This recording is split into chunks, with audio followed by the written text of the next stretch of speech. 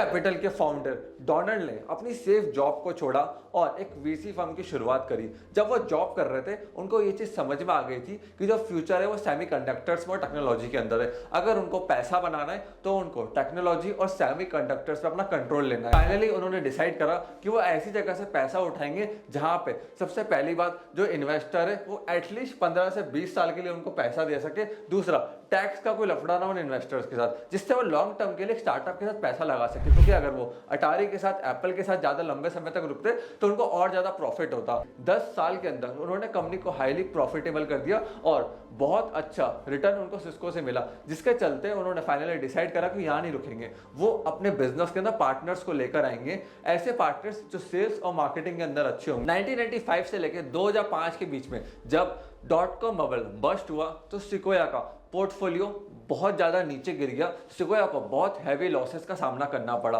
But इनके founders का एक विजन परफेक्ट था कि लॉन्ग टर्म की सोचनी, ना कि शॉर्ट टर्म की। आने वाला टाइम सिर्फ टेक का ही है। उस समय छोटे मोटे इश्यूज के चक्कर में काफी बड़ा नुकसान हुआ था टेक स्टार्टअप्स को। सिक्वोया ने अपने स्टार्टअप्स को फंड दे दे के सर्वाइव कराया और 2005 के बाद इनके सारे स्टार्टअप्स प्रॉफिटेबल हो गए, जिसके अंदर यूट्यूब और गूगल भी था। और सिक्वोया ने काफी अच्छा एक्सपेंशन करा। 2017 के अंदर इन्होंने चाइनीज मार्केट और इंडियन मार्केट्स को टैप करने के लिए काफी सारे पार्टनर्स बनाए, अलग वीसी फंड्स बनाए, जिससे ये इंडियन मार्केट में अपना पैसा लगा पाए। ओके, देखिए, इन्वेस्टिंग एक बहुत रिस्की गेम होता है, कॉम्प्लेक्स गेम होता है। आपको किसी इंसान के ऊपर और उसके आइडिया के ऊपर पैसा लगाना है तो वहां पे आपका एग्जीक्यूशन नहीं होता, सामने वाले का एग्जीक्यूशन होता है। ये पहले फाउंडर को सुनते हैं, उसकी एग्जीक्यूशन की पावर को देखते हैं, क्या ये एग्जीक्यूट कर पाएगा, नहीं कर पाएगा। उसी के बाद ये उस स्टार्टअप के अंदर पैसा लगाते हैं।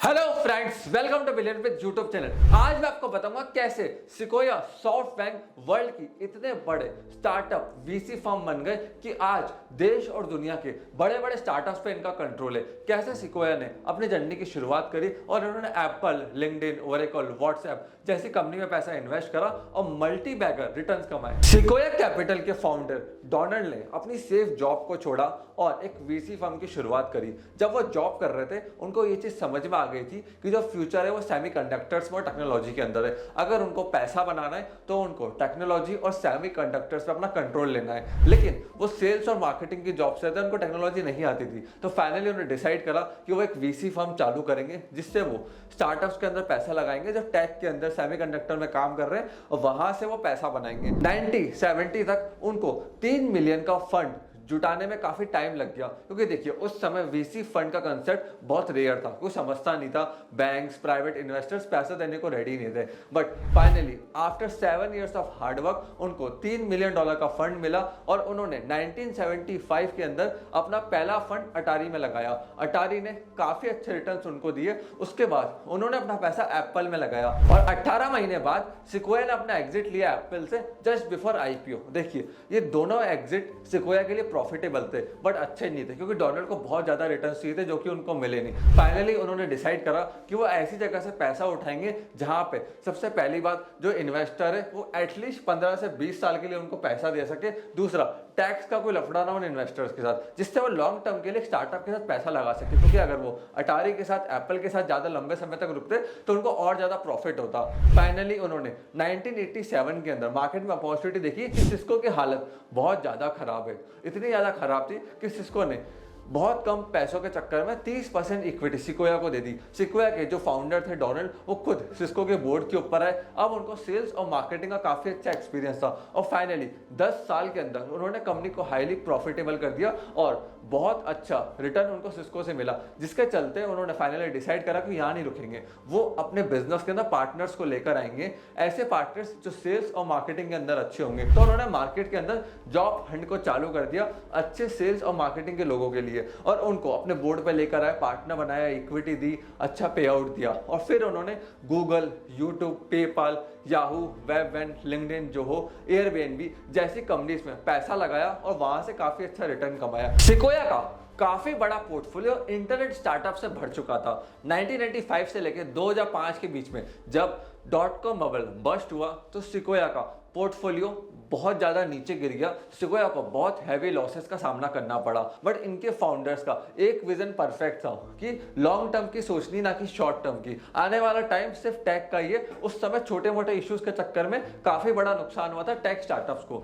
और सिक्वोया के जो बड़े पार्टनर्स थे उन्होंने मार्केट से यूनिवर्सिटीज़ में गए, अलग अलग इंस्टीट्यूशंस में गए और वहाँ से काफ़ी सारा फंड लेकर आए, अपने स्टार्टअप्स के अंदर इन्वेस्ट करा और उनको कहा कि कुछ टाइम की बात है, समय निकल जाएगा और आने वाला समय बहुत प्रॉफिटेबल होगा। और वही हुआ। सिक्वोया ने अपने स्टार्टअप्स को फंड दे दे के सर्वाइव कराया और 2005 के बाद इनके सारे स्टार्टअप्स प्रॉफिटेबल हो गए, जिसके अंदर यूट्यूब और गूगल भी था।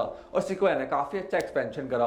2017 के अंदर इन्होंने चाइनीज मार्केट और इंडियन मार्केट्स को टैप करने के लिए काफी सारे पार्टनर्स बनाए, अलग वीसी फंड्स बनाए, जिससे ये इंडियन मार्केट में अपना पैसा लगा पाए। Now what exactly Sequoia looks before investing in a company. सबसे पहले मार्केट का साइज देखते हैं। देखो, छोटा मार्केट है, $500 मिलियन का, $1 बिलियन का, उसमें नहीं जाते। एटलीस्ट $10 बिलियन का इनको मार्केट चाहिए जहां से अच्छा रिटर्न कमा सके। दूसरी चीजें देखते हैं, टेक कंपनीज। अगर टेक कंपनीज नहीं है तो उनमें पैसा नहीं लगाएंगे। तीसरी, ग्रोथ पॉसिबिलिटी। क्या हम इस मार्केट के अंदर पैसा लगा के, इस बिजनेस में पैसा लगा के ग्रोथ कर सकते हैं, रिटर्न पा सकते हैं? नहीं पा सकते तो वहां पे पैसा नहीं लगाते। ऑन एन एवरेज एक सिक्वोया पार्टनर को 200 पिच पर मंथ रिव्यू करनी पड़ती है एक स्टार्टअप में पैसा लगाने से पहले या एक स्टार्टअप को फाइनल करने से पहले। तो काफी सारे स्टार्टअप्स की पिचेस को ये सुनते हैं, फाउंडर से मिलते हैं और उसके बाद जाके ये पैसा लगाते हैं। जो सिक्वोया के पार्टनर्स होते हैं वो हंगर देखते हैं स्टार्टअप फाउंडर के अंदर कि एक फाउंडर कितना हंगरी है बिजनेस को आगे ले जाने के लिए,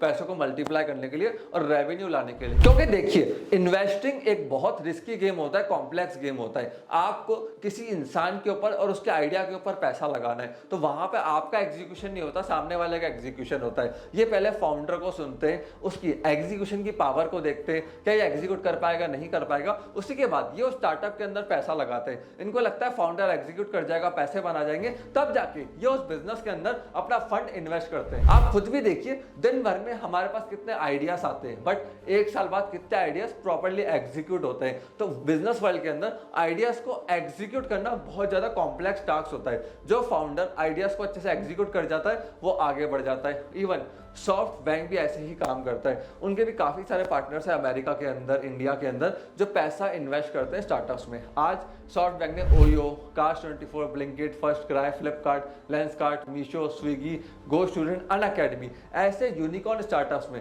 अपना पैसा लगा रखा है। देखो, फंड रेज करना काफी इजी है। आपको सिर्फ इन वीसी फर्म्स के लिंक्डइन पेज पे जाना, सिक्वोया, सॉफ्ट बैंक के, वहां पे आपको सारे पार्टनर्स के नेम दिख जाएंगे, उनसे कनेक्शन बिल्ड करना है। उसके लिए आपके लिंक्डइन प्रोफाइल बहुत शानदार होनी चाहिए। उसके बाद आपके पास आपके कंपनी के फाइनेंशियल्स होने चाहिए, पिच डेक होने चाहिए, आईपीआरस होने चाहिए, आपका आइडिया क्या है वो अच्छे से 1 पेज में एक्सप्लेन होना चाहिए, जिससे आप उनको पिच कर पाओ। जैसे आप उनको पिच करोगे वो आपको अपनी ईमेल आईडी देंगे लिंक्डइन के ऊपर, आपसे नेटवर्क बिल्ड करेंगे। ईमेल आईडी शेयर करने के बाद अगर उनको आपकी पिच डेक अच्छी लगती है, स्ट्रैटेजी अच्छी लगती है और उनको कॉन्फिडेंस आता है कि आप इसको एग्जीक्यूट कर पाओगे, तो वो आपसे मीटिंग करेंगे। फिर इसके बाद टर्म शीट साइन होती है और फाइनली इन्वेस्टमेंट का पूरा प्रोसेस एग्जीक्यूट होता है, जिसमें 3 महीने से लेकर 6 महीने तक का समय लगता है। ड्यू डिलिजेंस भी होता है, एग्रीमेंट्स भी होते हैं, शेयर होल्डर एग्रीमेंट होते हैं, काफी सारे एग्रीमेंट साइन करे जाते हैं एक फाउंडर और एक इन्वेस्टर के बीच में। क्योंकि अल्टीमेटली जब आप किसी वीसी फर्म से पैसा उठाते हो, बड़ी फर्म से, तो वो उसमें आपकी सैलरी को फिक्स करते हैं, टारगेट्स को फिक्स करते हैं, गोल्स को फिक्स करते हैं और बहुत छोटा पैसा शुरुआत में देते हैं। लेट्स सपोज आपने मांगे 100 करोड़,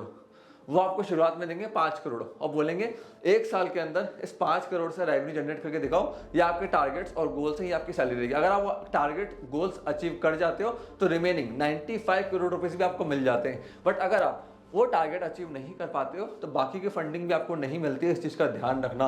और देखिए, हर साल सिक्वोया 20% स्टार्टअप्स की फंडिंग रोक देता है, इसी चक्कर में कि जो इनके फाउंडर्स थे वो गोल्स को, टारगेट्स को, रेवेन्यू को अचीव नहीं कर पाए। और अगर आपको फंड रेज करना है तो आज के टाइम में आपके फाइनेंशियल्स बहुत स्ट्रांग होने चाहिए, प्राइवेट लिमिटेड आपको बनानी है, आईपीआर पोर्टफोलियो आपका स्ट्रांग होना चाहिए। क्योंकि मैंने काफी सारे फंडेड स्टार्टअप के साथ काम करा है जिनका आईपीआर पोर्टफोलियो बहुत मैटर करता है जब वो वापस फंड रेजिंग के लिए जाते हैं, वीसी फर्म के पास जाते हैं, कि वहां पे ड्यू डिलिजेंस बहुत स्ट्रॉन्ग लेवल के ऊपर होता है, इसलिए हर चीज़ शुरुआत से A to Z बहुत अच्छे से देखी जाती है। कहाँ कहाँ फाउंडर ने पैसा लगाया है, उनके स्टॉक्स कितने हैं, शेयर होल्डर एग्रीमेंट कैसा है, ईसॉप्स कैसे उन्होंने डिस्ट्रीब्यूट करे, हर चीज़ को पहले चेक करा जाता है। और अगर आप फंड रेज करना चाहते हैं तो बहुत सारे ऑप्शन है, क्राउड फंडिंग हो गया, बैंक लोन हो गया, प्रोजेक्ट रिपोर्ट हो गया, MSME की भी काफ़ी सारी स्कीम्स आती है। इवन आज के टाइम में बहुत सारे एंजल इन्वेस्टर्स आ गए, VC फर्म्स आ गई है। आपको सिर्फ चाहिए होता है एक स्ट्रॉन्ग पिच डेक और उसके अंदर स्टोरी लाइन बहुत मैटर करती है पिच डेक के अंदर। अगर आप भी बिजनेस के अंदर फंड रेज करना चाहते हैं, ग्रो करना चाहते हैं, मेंटरशिप चाहते हैं, तो हमें इस नंबर के ऊपर व्हाट्सएप कर सकते हैं या डायरेक्टली कॉल कर सकते हैं for a pitch deck requirement. हम आपको फाइनेंशियल स्टेटमेंट बनाने में, फंड रेजिंग का प्रोजेक्शन बनाने में और पिच डेक टेम्पलेट के अंदर ये कैसे आपको पिच डेक तैयार करनी है, उसका टेम्पलेट क्या रहेगा और कैसे आपको फंड रेज करना है इन्वेस्टर से, इन सब के अंदर मदद करते हैं। आपको सिर्फ हमें इस नंबर के ऊपर कॉल करना है। और अगर आपके मन में क्वेश्चन है, डाउट है, तो कमेंट सेक्शन आपके लिए ओपन है, कमेंट करके हमसे क्वेश्चंस पूछिए। मैं हर कमेंट को पढ़ता हूँ और कोशिश करता हूं कि आप तक मैक्सिमम आंसर्स पहुंचा पाऊं। और अगर मुझे लगता है आपके कमेंट करेगा क्वेश्चन काफ़ी अच्छा है, तो हो सकता है मैं उसके ऊपर एक डिटेल वीडियो बना दूं। मैं काफ़ी सारे वीडियोस के टॉपिक मेरे कमेंट सेक्शन से ही उठाता हूं, तो प्लीज़ कमेंट सेक्शन ओपन है, कमेंट करिए, हमें बताइए कि आपके मन में क्या है, क्या क्वेश्चन आप हमसे पूछना चाहते हैं। आपने इस वीडियो को यहाँ तक देखा, हमें लोग सपोर्ट दिया, उसके लिए धन्यवाद।